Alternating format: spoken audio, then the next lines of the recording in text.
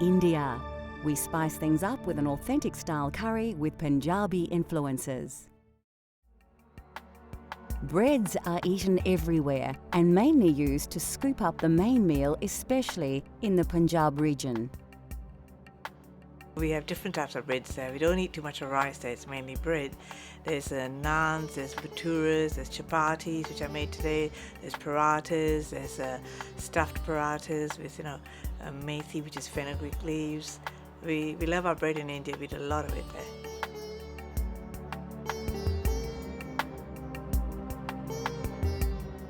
To create authentic Indian chapatis at home, you will only need a few simple ingredients to create your dough base.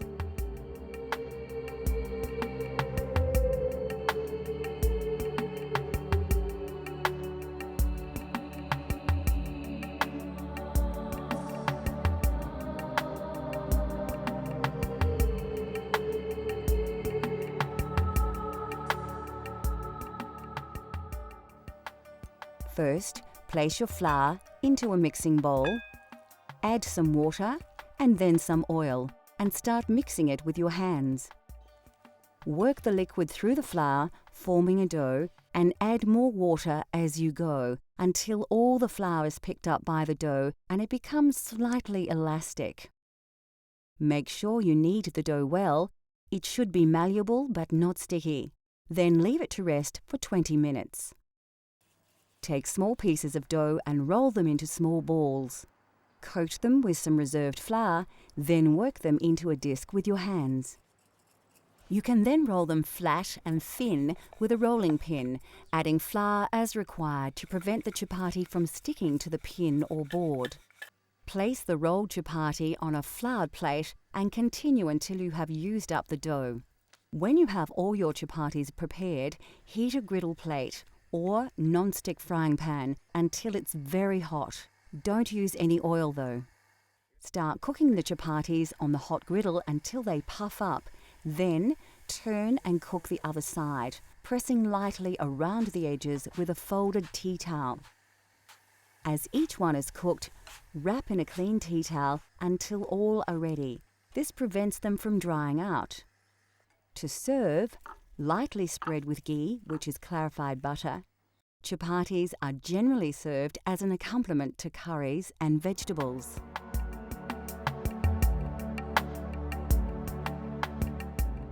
The southern region of Goa is famous for its fiery seafood curries, and this prawn curry is typical of the region. It's hot, spicy, and its intense flavours are the result of combining numerous ingredients.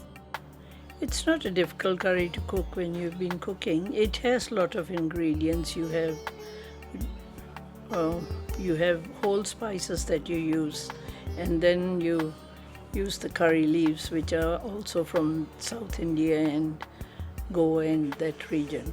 And then you use other spices like curry powders, which we blend ourselves, and turmeric and chili powder and things like that. And then you use ground stuff, grind onions and whatever.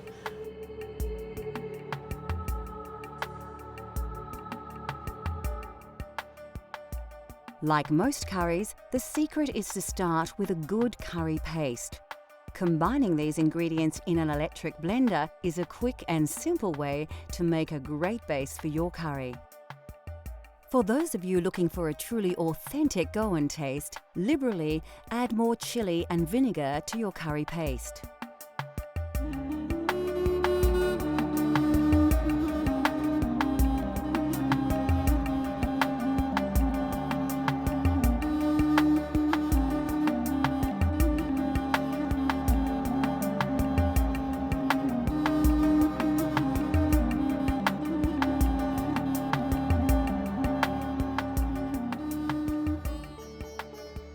The second stage of this recipe requires a vast array of spices and other ingredients, so it's important to ensure that you prepare everything well before you start cooking.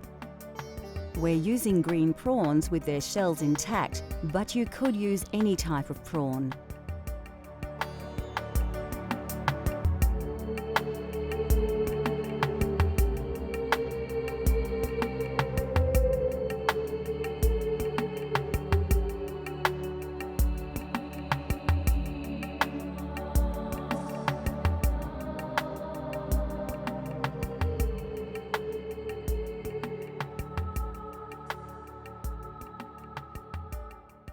Goan prawn curry is usually enjoyed with basmati rice or eaten with breads such as chapati or naan.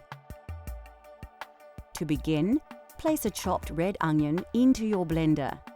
Add 2 long red chilies and about 3 tablespoons of cooked white onions, 4 peeled cloves of garlic and 2 tablespoons of tomato paste. Next, add 2 tablespoons of white vinegar, 3 chopped tomatoes and half a red capsicum chopped. Finally, pour about 1/4 of a cup of water over all the ingredients. Now blend everything together until you have a well-mixed liquid paste.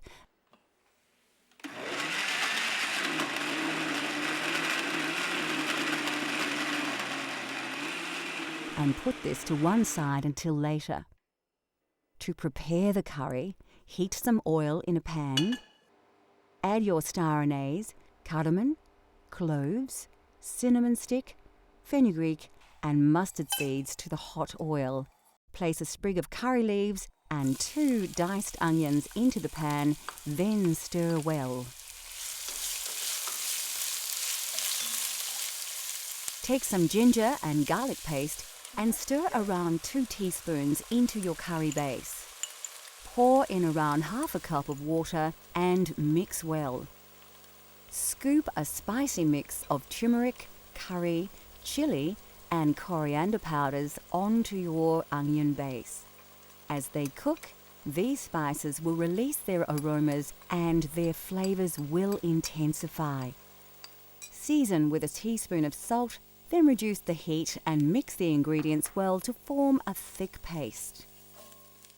Now is the time to add your blended curry paste to the saucepan. Mix it in well to allow all the flavors to combine. Cover and allow to simmer until the juices have cooked through. When ready, add a tablespoon of yogurt to the sauce, as well as 1 tablespoon of tamarind paste. Then pour in half a can of coconut milk. These will help to bind all the ingredients together into a rich, creamy sauce. Take the juice of half a lemon and add it to the sauce. You can now add your prawns to the curry and then bring the sauce to the boil once to cook them.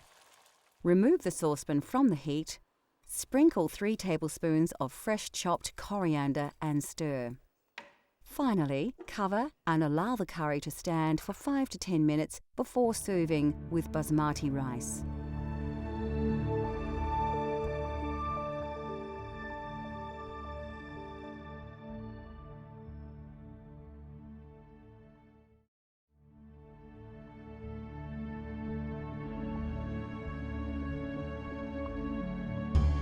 India produces more lentils than any other country in the world. These pulses are packed with high levels of protein as well as many essential minerals and vitamins.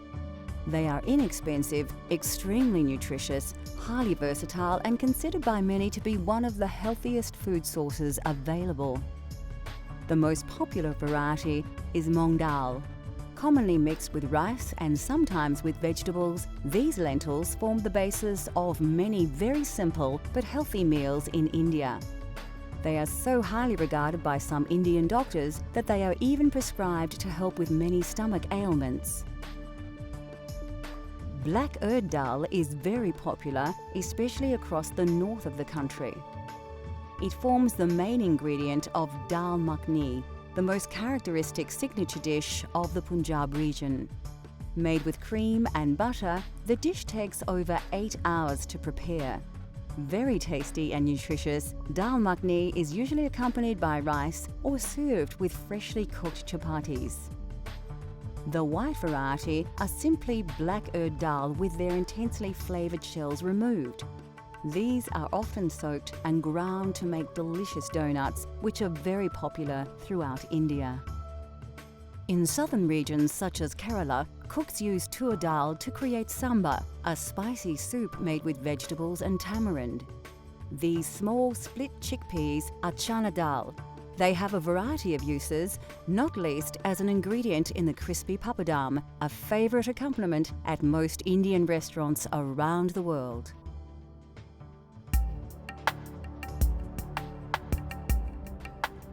Lentils and beans are indispensable to Indian culture, revered for their pure and gentle digestive qualities. No other dish is more central to Indian cuisine than dal, a flavoursome traditional classic. Dal is actually a staple all over India, not only in the north. All over India, everybody eats dal. And it is actually the poor man's staple food, really. But we always have dal with whatever you cook, you have in it.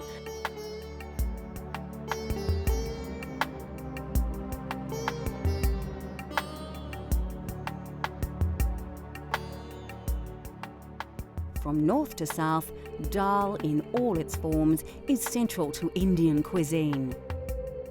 Although dal seems like a simple dish, the preparation and complexity of its ingredients comes as a surprise to many. With a little time though, anybody can create a delicious dal at home.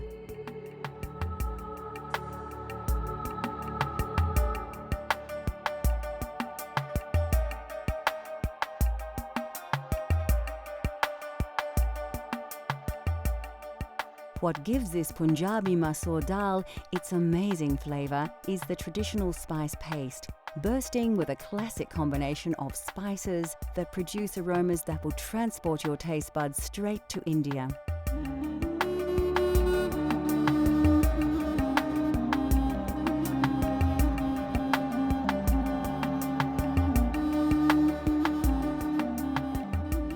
Although once limited to a very select few, all these exotic spices can now be sourced directly from your local supermarket.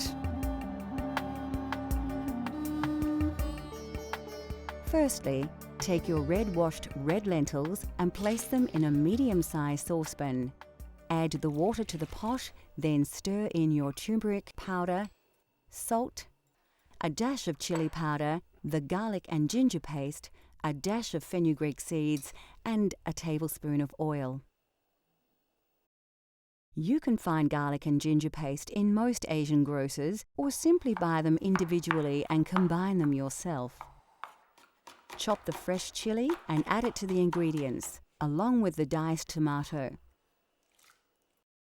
Give it a good stir before placing on the stove to boil for about 15 minutes. This part of the preparation is very quick, and dal is a great dish to prepare if you're short on time. While the pot is bubbling away, you can prepare your spice paste. Finely chop 3 cloves of garlic and dice an onion. We're actually using the sweeter Spanish onion here. Put a small pan on the stove and heat up your vegetable oil until it begins to smoke. When the oil is hot, add a pinch of fenugreek seeds, cumin seeds, mustard seeds, curry leaves and diced garlic. This all needs to be done quickly to avoid burning the ingredients while allowing the flavours to release into the hot oil. Add the diced onion and give your paste a stir, coating the oil over the onion.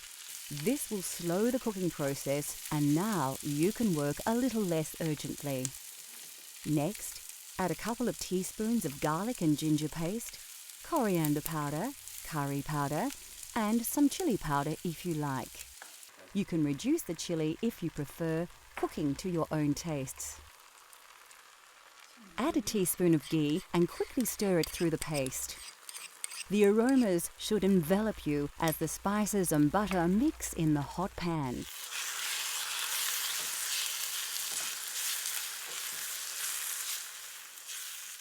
By now, your dal should be cooking nicely, and a large portion of the water will have been absorbed by the lentils.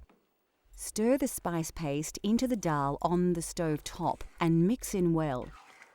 Keep it on the heat while stirring to help the flavours combine.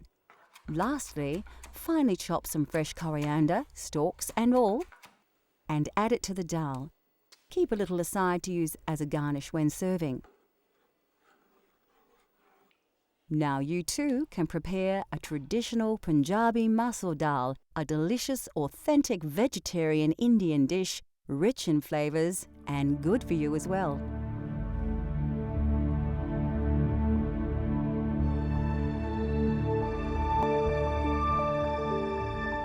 Now that we have revealed the simple yet spectacular delights of Indian cuisine, considered by many to be the most varied and exotic of all cuisines, we hope that we have inspired you to explore these flavours for yourself. Cultural Flavours continues to explore the world and its cultures through the diversity of food. From India to Italy, Greece to Africa, let Cultural Flavours take you on a gastronomic journey so you can experience the tastes of the globe at home.